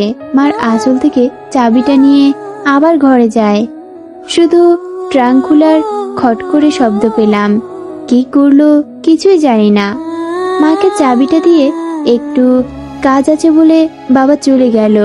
মা পিছন থেকে চিৎকার করতে লাগলো, আপনি খাইবেন না? রাইতে আইয়া খামু। সেদিন অনেক রাতে বাবা বাড়ি ফেরে। বাবার মুখ চোখ কেমন যেন লাগছে দেখতে। বাবাকে দেখেই মা আমাকে বলল, মা যাও, দাদির লগে গিয়া ঘুমায় পড়ো। আমি বের হতে হতে শুনলাম, আপনি হাত মুখ ধুয়ে আহেন, আমি ভাত বাড়ি আপনার লাইগা। না, ভাত খামু না। কেন খাইবেন না? কি হয়েছে আপনার? খামু না কইছি খামু না, এত প্রশ্ন করস কেন? আমি দাদির কাছে চলে এলাম। তাও আমার ঘুম আসছিল না। পরে কখন ঘুমিয়ে পড়েছিলাম জানি না। আবার মাঝরাতে মার আর্তনাতে আমার ঘুম ভেঙে গেল। মা চিৎকার করে কাঁদছে। ওইটা নিয়েন না, ওইটা টুনির লাইগা বানাইছি। আপনার আল্লাহ দোহাই লাগে, ওইটা নিয়েন না। তখনও বুঝিনি বাবা কি নিয়ে যাচ্ছে আর মা কেন বাধা দিচ্ছে। মা সারা রাত কান্না করলো। পরের দিন দুপুরের দিকে বাবা বাড়ি ফিরলো। মা চুপ করে বসেছিল। ওই ভাত দে, খিদা লাগছে। মা বাবার কথার জবাব দিল না। কিরে, কথা কানে যায় না? ভাত দিতে কইলাম না? ও মা, বাজান ভাত খাইতে চায়, বাজানরে ভাত দাও। ভাত নাই? ভাত নাই কেন? আমি কি খামু? মা রাগ চোখে বাবার দিকে তাকায়। আমার জিনিস ফিরায় দেন, নাইলে আপনার লেগে কোনো ভাত নাই। মার কথা শুনে বাবার রাগে যেন রক্ত টকবক করতে লাগলো। বাবার রাগে মার চুলের মুঠি ধরে। কি কইলি তুই? তোর এত বড় সাহস? আমারে ভাত দিবি না? তোরে বান্দি রাখছি কেন?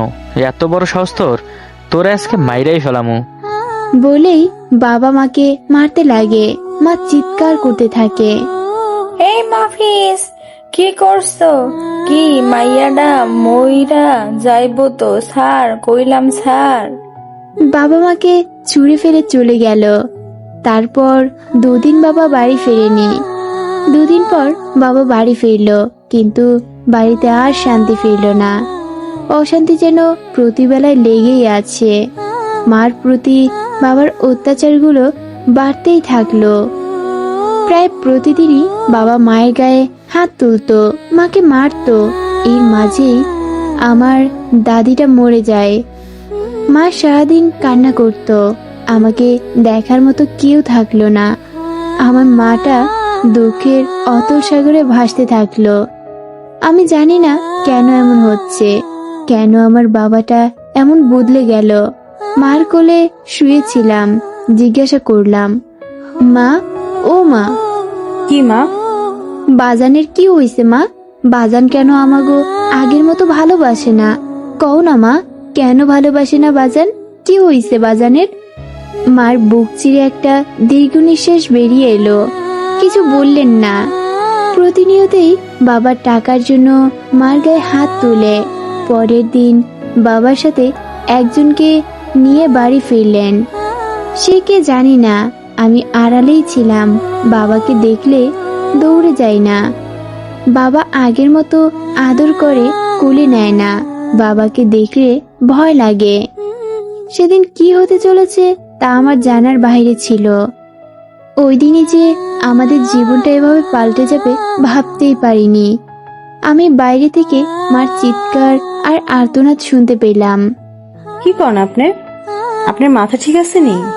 চুপ, একদম চুপ। যা কই তা হুন, না হলে মাইরা ফেলামু তোরে। আপনার আল্লাহর দোহাই লাগে, এই কথা কইেন না, আল্লাহর গজব পড়বো। বেশি কথা কইলে তোরে টুনিরেও বেঁচে ফেলামু।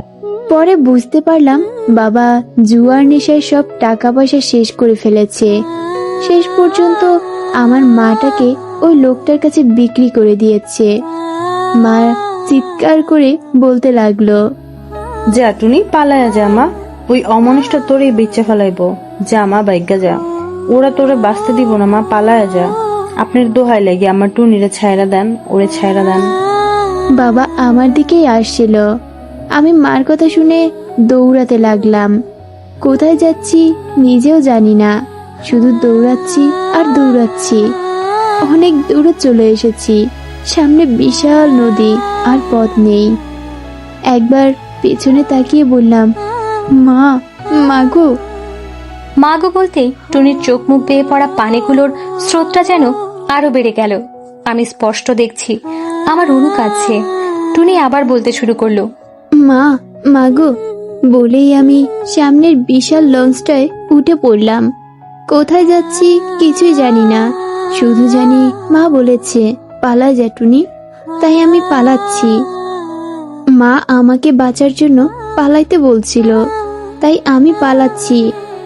ধৌ ধৌ পানির চারিদিকে হুইসেল দিয়ে লঞ্চ চলছে আপন গতিতে। একটা সময় এসে থামলো। একে একে সবাই নামছে, কিন্তু আমি কোথায় যাব, কার কাছে যাব? আমি এত মানুষের ভিড়ে আমার মাকে খুঁজতে লাগলাম। মা, মাগো, তুমি কই মা?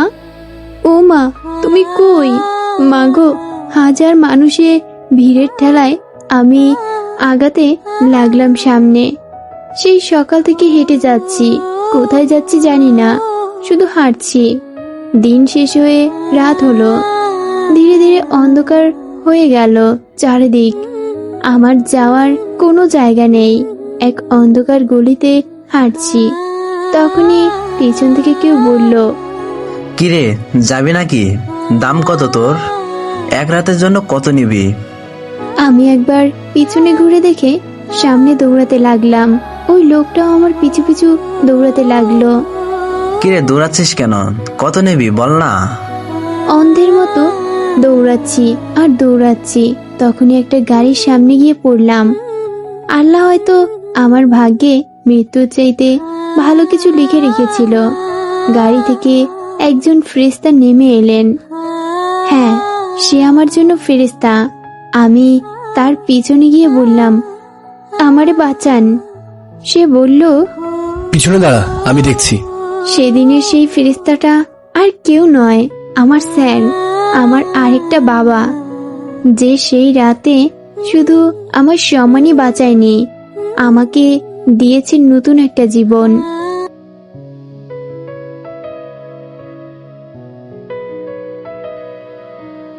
আমাদের প্রেমের কথা চ্যানেলটির সকল প্রকারের পাঠ গল্প দেখতে আমাদের চ্যানেলটি সাবস্ক্রাইব করে পাশে থাকা বেল আইকনে ক্লিক করুন। সেই রাতে শুধু আমার সম্মানই বাঁচাননি, আমাকে দিয়েছেন নতুন একটা জীবন। সেখান থেকে উদ্ধার করে নিয়ে এলেন আমাকে এই বাড়িতে। এই বাড়ির একজন সদস্য হয়ে গেলাম। সেদিনের পর থেকে আজ 8 বছর ধরে মার বুকে যাই না। কত শত রাত কাটলো আমার মাকে ছাড়া, মায়ের বুক ছাড়া, মায়ের কোল ছাড়া। আমার জীবনের 8টা বছর মাকে ছাড়াই কাটলো। মার কোনো ছবিও নেই আমার কাছে, তবুও আজও মার চেহারাটা স্পষ্ট দেখতে পাই আমি। সেদিন যখন প্রথম আপনাকে দেখলাম, আমি 8 বছর পর আমার মাকে দেখলাম। সেটা স্বপ্নে নয়, বাস্তবতায় আপনার মাঝে। এই হলো আমার মায়ের গল্প। আমি মুগ্ধ হয়ে টুনির কথা শুনছিলাম। টুনির প্রতিটা কষ্টের মাঝে নিজেকে হারিয়ে ফেলছিলাম। আজ নিজের কষ্টগুলোর বাহিরে কারো কষ্টগুলোকে এতটা কাছ থেকে অনুভব করলাম। এখন মেয়েটা অনেকটাই শান্ত হয়েছে। আমার দিকে তাকিয়ে টুনি একটা হাসি দিল, একটা প্রশান্তির হাসি।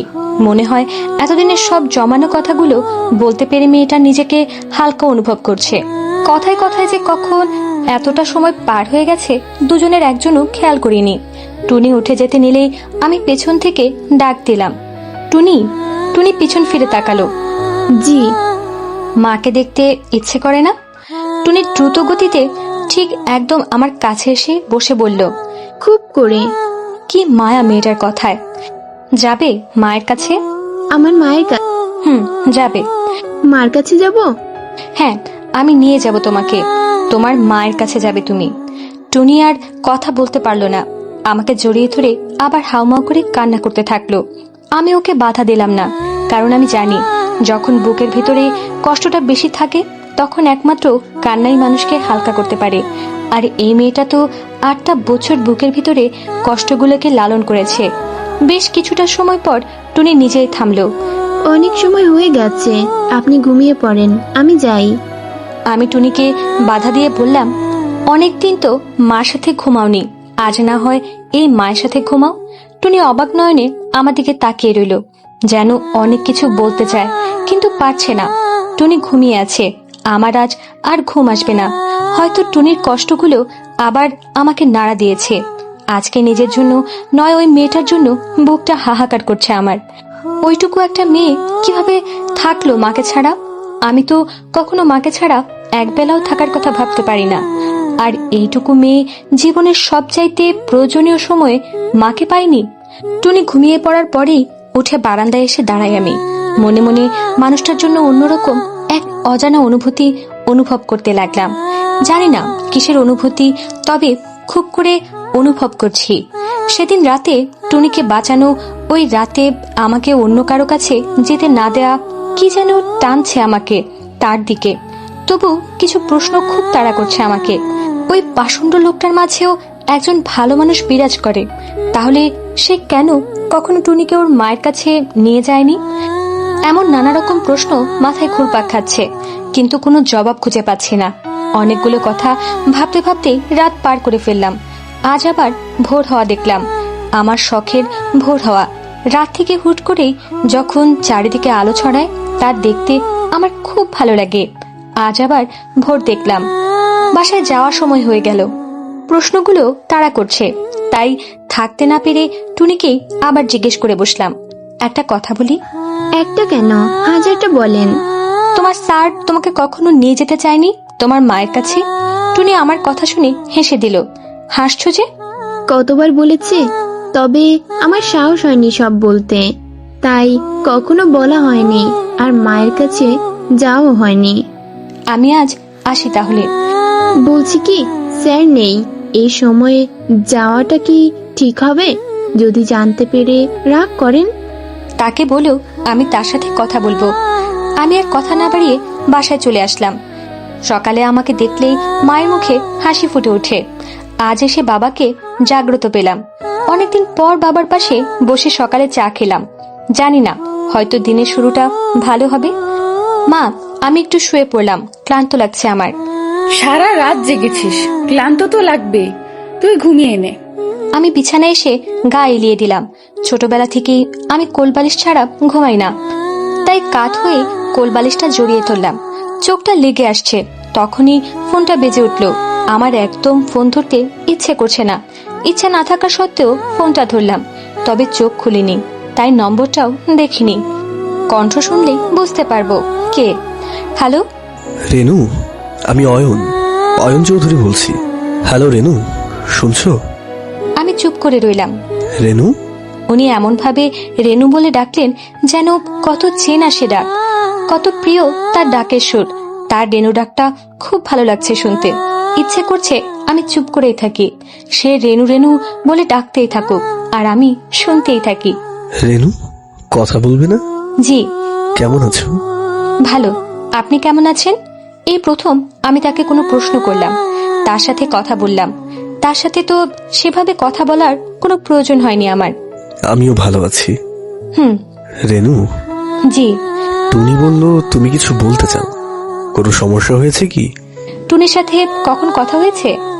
মাত্রই, শুধু বললো তুমি কিছু বলতে চাও। আমি কিছু বলতে চাই শুনেই সাথে সাথে ফোন দিয়ে দিলেন। হয়তো গুরুত্বপূর্ণ কিছু, তাছাড়া তো রেনু কথা বলে না। আমার কথা না বলাটাও সে লক্ষ্য করেছে, এতটা কাছ থেকে লক্ষ্য করেছে লোকটা আমাকে, অথচ আমি বলতেও পারি না। আমি কিছু বলবো শুনে ব্যাকুল হয়ে গেছেন। তার কণ্ঠ আমি স্পষ্ট ব্যাকুলতা অনুভব করতে পারছি। কেন এই ব্যাকুলতা তার? বলো না, কি বলবে? আমি টুনিকে ওর মায়ের কাছে নিয়ে যেতে চাই, তাই আপনার অনুমতি চাই। টুনিকে ওর মায়ের বুকে ফিরিয়ে দিতে চাই। কবে যাবে? কালই। আমি সব ব্যবস্থা করে দিচ্ছি। আর কিছু না। দুজনে কিছুক্ষণ নীরবতা পালন করলাম, তারপর সেই বলল, রেনু? জি। যদি সম্ভব হয় টুনির মাকে সাথে করে নিয়ে এসো। টুনিকে ছাড়া আমার বাড়িটা মরুভূমি হয়ে যাবে। নিয়ে আসবো। রাখছি তাহলে। জি, রাখুন। রেনু? জি। বলছি, সত্যি ভালো আছো? সত্যি ভালো আছি। আচ্ছা বেশ, রাখছি। এবার আর আমাকে কিছু বলার সুযোগ না দিয়ে সে ফোনটা রেখে দিল। আমি কিছুক্ষণ নাম্বারের দিকে তাকিয়ে রইলাম। নাম্বারটা একটা অদ্ভুত নামে সেভ করে ফোনটা পাশে রেখে শুয়ে পড়লাম আবার। অদ্ভুত নাম, রহস্য, কারণ মানুষটা আমার কাছে একটা রহস্য। আমি তাকে বুঝে উঠতে পারছি না। চোখ বন্ধ করতেই শুনতে পেলাম, রেনু, আমি অয়ন চৌধুরী বলছি। সত্যি ভালো আছো? রেনু, রেনু, বারবার আমি তার ওই রেনু ডাকটায় হারিয়ে যাচ্ছিলাম। তার প্রতিটা ডাক, প্রতিটা কথা যেন বলছিল সে আমার কত দিনের চেনা, কত আপন মানুষ, যেন মানুষটা আমার আত্মার সাথে জড়িয়ে আছে। ঘুম থেকে উঠেই ছাদে পায়চারি করতে লাগলাম। তাকে তো বলে দিলাম আমি টুনিকে নিয়ে কালই যাব, কিন্তু মাকে কি বলবো? টুনিকে নিয়ে যাওয়া মানে কম হলেও একদিনের ব্যাপার, রাত হলে কিছু বলা লাগতো না, কিন্তু দিনের কথা কি বলবো? পড়ে গেলাম মহা চিন্তায়। আমি যখন খুব বেশি চিন্তায় থাকি তখন এভাবে পায়চারি করি, এটা বাসার সবাই জানে, তাই ভয়ও লাগছে। কেউ দেখে ফেললেও বুঝে যাবে আমি কিছু একটা নিয়ে চিন্তা করছি। আপু, হঠাৎ করে অনুটাকে চমকে উঠলাম আমি। কথায় আছে না, চোরের মনে পুলিশ পুলিশ, আমার এখন হয়েছে সেই অবস্থা। হ্যাঁ অনু, তুই? আপু, তুমি কি কিছু নিয়ে খুব চিন্তিত? না, কই না তো। না বললেই তো হলো না, তোমাকে দেখে বোঝা যাচ্ছে কিছু একটা তো হয়েছে। আরে না, কিছু না। না হলেই ভালো। আচ্ছা, যে জন্য এসেছিলাম, তোমার ফোন বাজছিল, উঠিয়ে দেখি তমা আপু, কিন্তু রিসিভ করার আগে কলটা কেটে গেল। অনু আমাকে ফোনটা দিয়ে চলে গেল। আমার মুখে রাজ্যের হাসি ফুটে উঠল। তমা আমার বেস্ট ফ্রেন্ড, আমার ছোটবেলার সাথী, আমার সব বিপদের সঙ্গী, আমার সব ভালো মন্দের পরামর্শদাতা। ঠিক আমি বিপদে আছি তাই ও বুঝে গেছে। ওর কথা ভাবতে ভাবতেই আবার ফোনটা বেজে উঠল। হ্যালো। তোর হ্যালো ট্যালো রাখতো, আগে সত্যি করে বলতো তুই কেমন আছিস? আমি কেন? আমি তো ভালো আছি। তোর এই হেলিপনার উত্তর চাইনি, সত্যিটা বল। আরে বাবা, সত্যি বলছি, আমি ভালো আছি। সত্যি তো? সত্যি সত্যি সত্যি। এবার হলো? না, হলো না, তাও মেনে নিলাম। কেমন আছিস তুই? ভালো না, একদম ভালো না। কেন, কি হয়েছে? পরপর 2 দিন তোকে নিয়ে বাজে স্বপ্ন দেখলাম, এরপর কিভাবে ভালো থাকি বল? আমি ওর কথা শুনে হেসে দিলাম। দেখ, তুই একদম হাসবি না, তোর হাসি দেখলে আমার গা জ্বালা করে। আমি আরো জোরে হেসে দিলাম। এবার তমাও আমার হাসি শুনে হেসে দিল। দুজন অনেকদিন পর মন খুলে হাসলাম। ছোট বাবা কেমন আছে রে? বাবা এখন অনেকটাই ভালো আছে। উঠতে পারে? আমি একটা দীর্ঘ নিঃশ্বাস ছাড়লাম। না রে। ডাক্তাররা কি বলে? নতুন কিছু বলেনি আর।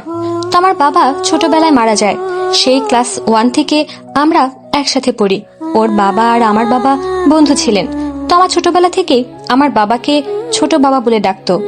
1 বছর আগেই ওর বিয়ে হয়ে যায়। তো আমার বরটাও অনেক ভালো, সিলেট থাকে ওরা। তুই কি আমাকে কিছু বলবি? তুই কিভাবে বুঝলি? এত বুঝাবুঝি রেখে কি বলবি সেটা বল। না, মানে একটা হেল্প লাগবে। কি হয়েছে বল? টাকা পয়সা লাগবে? না, তা না। তাহলে?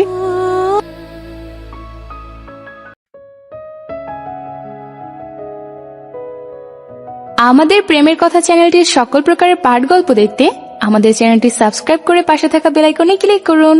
তো আমার বাবা ছোটবেলায় মারা যায়। সেই ক্লাস 1 থেকে আমরা একসাথে পড়ি। ওর বাবা আর আমার বাবা বন্ধু ছিলেন। তো আমার ছোটবেলা থেকে আমার বাবাকে ছোট বাবা বলে ডাকতো। 1 বছর আগেই ওর বিয়ে হয়ে যায়। তো আমার বরটাও অনেক ভালো, সিলেট থাকে ওরা। তুই কি আমাকে কিছু বলবি? তুই কিভাবে বুঝলি? এত বুঝাবুঝি রেখে কি বলবি সেটা বল। না, মানে একটা হেল্প লাগবে। কি হয়েছে বল? টাকা পয়সা লাগবে? না, তা না। তাহলে? আমি তোমাকে টুনির কথা বললাম, টুনির মায়ের কথাও বললাম, সবকিছুই ভালোভাবে বললাম ওকে। সেটা তো বুঝলাম, এখন কি করতে চাস তুই? আমি টুনিকে টুনির মায়ের কাছে নিয়ে যাব। সেটা তো ভালো কথা, নিয়ে যা, সমস্যা কোথায়? সমস্যা হলো বাসায় কি বলবো। মাকে বললে মা এত দূর যাওয়ার অনুমতি দিবে না, তা আমি জানি। তাহলে কি বলতে চাস? সেটাই তো বুঝতে পারছি না, কি বলবো। বল, আমার কাছে আসবি, আর আমি তমালকেও বলে দিব, ও কাউকে বলবে না। এটা আমাদের 3 জনের মাঝেই থাকবে। সত্যি তোর কথা বলবো? হ্যাঁ, আমার কথা বল। আমার কথা বললে তোকে অনুমতিও দেবে। তা দিবে জানি। তাহলে এত না ভেবে বলে ফেল। ঠিক আছে।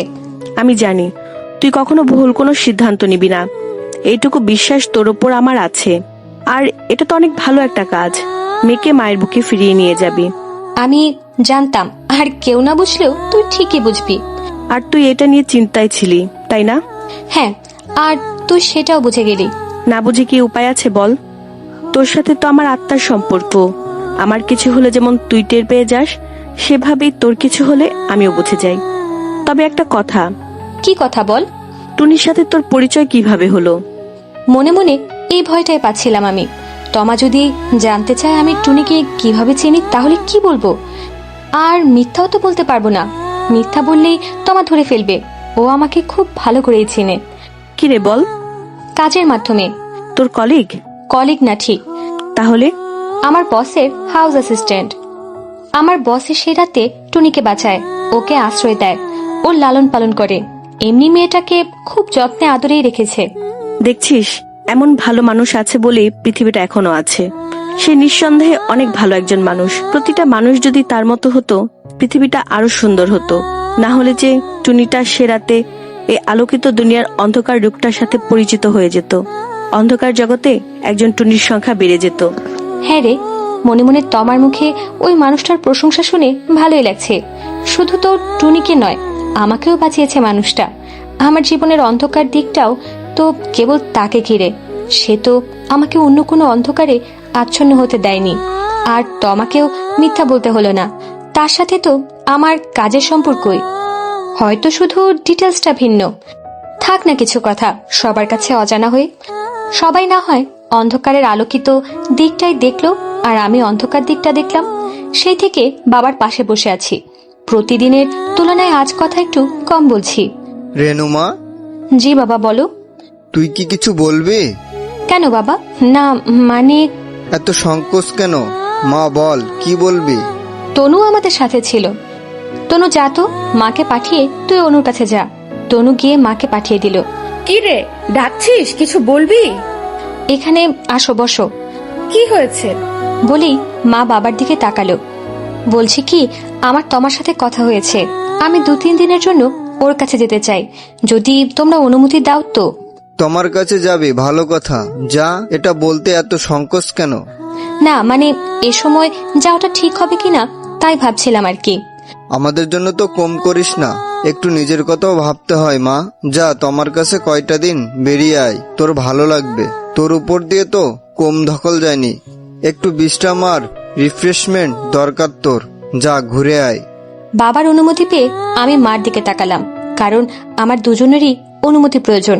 মা, তোর বাবা কোনো কিছুর অনুমতি দিলে আমি কি কখনো সেটা না করেছি? তবে আমি ভাবছিলাম কি মা? নতুন চাকরি কোনো সমস্যা হবে না তো? না মা, সমস্যা হবে না। প্রয়োজনে যে কয়দিন থাকবো সে কয়দিন অফ ডেতে কাজ করে পুষিয়ে দিব, তাহলেই হবে। তাহলে তো হয়েই গেল। যা মা, ঘুরে আয়। কবে যাবি? রাতের গাড়িতে যেতে পারলে ভালো হতো, কিন্তু অফিসেও তো লিভ অ্যাপ্লিকেশন দেওয়া লাগবে। তাই কাল সকালেই রওনা দিব ভাবছি। তবে আমি একেবারেই বের হব সকালে, আর আসবো না। অফিস থেকে রওনা দিব। বেশি ক্লান্ত হয়ে যাবে না? সমস্যা নেই মা, বাসায় এসে গেলে আবার দেরি হয়ে যাবে। আচ্ছা, যা ভালো মনে করিস। আমি ব্যাগ গুছিয়ে নিলাম। প্রয়োজন না থাকা সত্ত্বেও 4-5 সেট ড্রেস আর কিছু যাবতীয় জিনিস নিয়ে নিলাম, না হলে আবার মা সন্দেহ করবে। আমি বাবা মাকে বলে বিদায় নিয়ে নিলাম। বের হওয়ার আগে বাবা আমার কপালে চুমু দিয়ে দিলেন।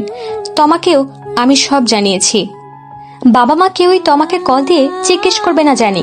আমার পন্থাটা হয়তো ভুল হতে পারে, তবে আমি জানি আমি খারাপ কিছু করছি না। টুনিকে ওর মায়ের কাছে নিয়ে যাচ্ছি। গলির মোড়ে আসতেই দেখি কালো গাড়িটা দাঁড়িয়ে আছে। যে আমাকে প্রতিদিন দিয়ে যায় নিয়ে যায় তার নাম রতন। তেমন কোনো কথা হয়নি এই কয়দিনে রতন ভাইয়ের সাথে আমার। ম্যাডাম, কাল কখন যাবেন বলে দিলে আমি সেই হিসেবে সব ব্যবস্থা করে নিতাম। আপনাকে কে বলল? স্যার ফোন দিয়েছিল। রতন ভাই? জি ম্যাডাম। আমরা কি আজ রাতে যেতে পারি না? রাতে যাওয়া যায়, তবে টিকিট কাটা হয়নি যে, আর এখন পাবো কিনা তাও ঠিক নেই। একটু চেষ্টা করে দেখবেন? ঠিক আছে ম্যাডাম, আমি আপনাকে বাসায় পৌঁছে দিয়ে দেখছি কি করা যায়। আমাকে দেখেই টুনি আমার কাছে ছুটে এলো। আমি হাসি মুখে বললাম, তৈরি হয়ে নাও টুনি, আমরা তোমার মায়ের কাছে যাব। টুনি কিছু বলল না, তবে আমি টুনির চোখে স্পষ্ট হাসি দেখতে পেলাম। মানুষ যখন মন থেকে খুশি হয় তখন তার চোখগুলো হাসে, ঠিক যেমন এখন টুনির চোখগুলো হাসছে। হয়তো আমি সত্যি ভালো কিছু করছি, তাই তো টিকিটের ব্যবস্থাও হয়ে গেল। আমি টুনি আর রতন ভাইকে সাথে নিয়ে রওনা দিলাম রহমতগঞ্জের উদ্দেশ্যে। টুনির গ্রামের নাম রহমতগঞ্জ। 8 বছর পর আবার সে পথে লঞ্চ চলতে শুরু করেছে, তবে আজ পথের দিক ভিন্ন। আজ কোনো মেয়ে তার মায়ের কাছ থেকে আলাদা হবে না। আজ হারিয়ে যাওয়া মেয়ে তার মায়ের বুকে ফিরে যাবে। তাই আজ নিশ্চুপ রাতে লঞ্চের হুইসেলটা শুনতেও ভালো লাগছে। আমি পাতলা একটা শাল গায়ে দিয়ে কেবিনের বাহিরের বারান্দায় দাঁড়িয়ে রাতের নদী দেখছি। নদীটা শান্ত, একদম শান্ত। পানির এক ফোঁটা শব্দও নেই। পানির সাথে তাল দিয়ে প্রকৃতিও শান্ত হয়ে আছে, যেন একে অপরের সাথে অভিমান করে চুপ করে আছে, কথা বলছে না। তবে তাদের মান ভাঙাতে বাতাস হৈ হৈ করে কথা বলছে। বাতাসের প্রতিটা স্পর্শ আমাকে ছুঁয়ে যাচ্ছে। আমার দৃষ্টি অনেক দূর পর্যন্ত চলে যাচ্ছে, সেই দিগন্তের দিকে। ভোর হতেই লঞ্চ ঘাটে ভিড়ে। টুনি ঘুমাচ্ছে। ঘুমন্ত টুনিকে দেখতে একদম বাচ্চা বাচ্চা লাগছে। কেউ বলতেই পারবে না এই ছোট্ট মেয়েটা এতগুলো বছর নিজের জীবনটাকে একাই গুছিয়ে রেখেছে। আমি টুনির পাশে বসে ওর মাথায় হাত বুলিয়ে দিলাম। ঘুমের মাঝে টুনির মুখে একটা আলতো হাসি ফুটে উঠল। টুনি ঘুমের মাঝে বলে উঠল, মা। আমারও ঠোঁটের কোণে হাসি ফুটে উঠল। টুনির মুখে মা ডাকটা শুনতে খুব ভালো লাগছে। টুনিকে ডাক দিলাম, টুনি মায়ের কাছে যাবে না? মায়ের কথা শুনে টুনি ধরপড়িয়ে উঠল। মা, মা কোথায়? লঞ্চ ঘাটে ভিড়ে গেছে। মায়ের কাছে চলে এসেছি। আর একটু পথ বাকি। আমরা লঞ্চ থেকে নামলাম। নামতেই টুনি থমকে গেল। কি হলো? টুনি আমাকে দেখিয়ে বলল, এখান থেকেই আমি আমার মায়ের থেকে দূরে চলে গিয়েছিলাম 8 বছর আগে। আজ আবার সেখানে দাঁড়িয়ে আছি। আজ আবার মায়ের কাছে ফিরে যাবে। রতন ভাই একটা ভ্যান ভাড়া করলেন। ঘাট থেকে টুনিদের গ্রাম রহমতগঞ্জ প্রায় ঘন্টা 2 পথ। গ্রামের আঁকাবাঁকা পথ দিয়ে আমরা যাচ্ছি। গ্রামের কাদামাটির একটা মিষ্টি গন্ধ এসে আমার নাকে লাগছে। নানা রকম পাখির ডাক শুনতে পাচ্ছি। ভ্যানে ওঠার পর থেকেই টুনি আমার হাতটা শক্ত করে ধরে আছে। আমি বুঝতে পারছি টুনির কেমন অনুভূতি হচ্ছে। তাই পরম যত্নে আমি ওর হাতের উপর আমার আরেকটা হাত দিয়ে ধরে রাখলাম। সমস্ত পথ ও আমার হাত ছাড়েনি। টুনির চোখে মুখে উদ্দীপনা। ভ্যানটা একটা মোড়ে এসে বামে যেতে নিলেই টুনি চেঁচিয়ে ওঠে, ডানে যান ভাই। আমি বুঝতে পারলাম আমরা গন্তব্যের কাছাকাছি চলে এসেছি। এই মেঠো পথটার শেষ মাথায় এসে ভ্যানটা থামলো। সামনে একটা বাড়ি। টুনি ফ্যালফ্যাল করে বাড়িটার দিকে তাকিয়ে আছে। আমার বুঝতে বাকি রইল না আমরা টুনির মায়ের কাছে চলে এসেছি। ভ্যান থেকে নামতেই টুনি যেন আর পা চলছে না। টুনি সেখানেই দাঁড়িয়ে আছে, সামনে যাচ্ছে না, হয়তো যেতে পারছে না। আমি টুনির কাঁধে হাত রাখতেই টুনি আমার দিকে তাকায়। যাও টুনি, মা অপেক্ষা করছে যে। আমার কথা শুনে টুনি এক মুহূর্ত অপেক্ষা করলো না। মা, মা গো, আমি আইছি। মা, তুমি কই? মা, মা। মা বলে চিৎকার করে মাকে ডাকতে ডাকতে টুনি বাড়ির ভেতরে দৌড়ে গেল। মা মেয়ের পুনর্মিলনের দৃশ্য দেখার লোভ সামলাতে না পেরে আমিও টুনির পিছনে পিছনে দৌড়াতে লাগলাম। মা গো, আমি আইছি। মা, মা।